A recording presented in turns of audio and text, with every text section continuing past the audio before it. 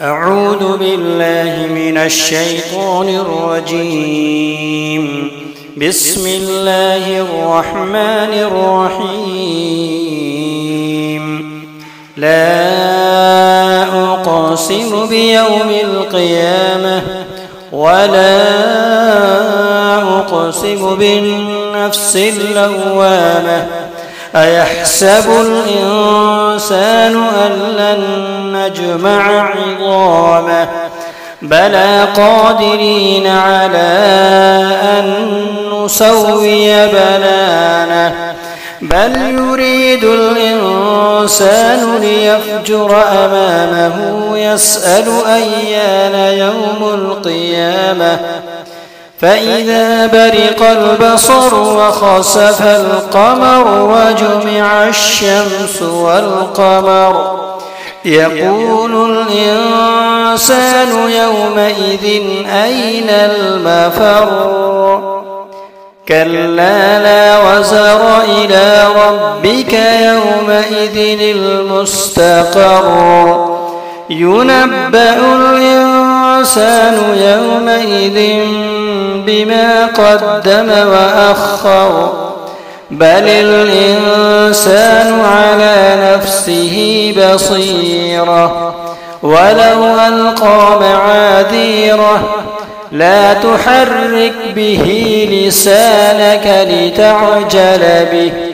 إن علينا جمعه وقرآنه فإذا قرأناه فاتبع قرآنه ثم إن علينا بيانه كلا بل تحبون العاجلة وتذرون الآخرة وجوه يومئذ ناظرة إلى ربها ناظرة ووجوه يومئذ باسرة تظن أن يفعل بها فاقرة كلا إذا بلغت التراقي وقيل من راق وظن أنه الفراق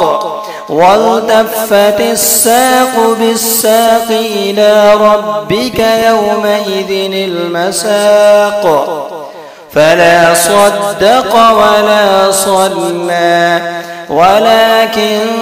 كذب وتولى ثم ذهب إلى أهله يتمطى أولى لك فأولى ثم أولى لك فأولى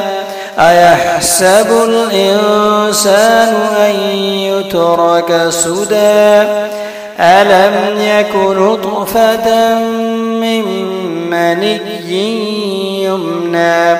ثم كان علقة فخلق فسوى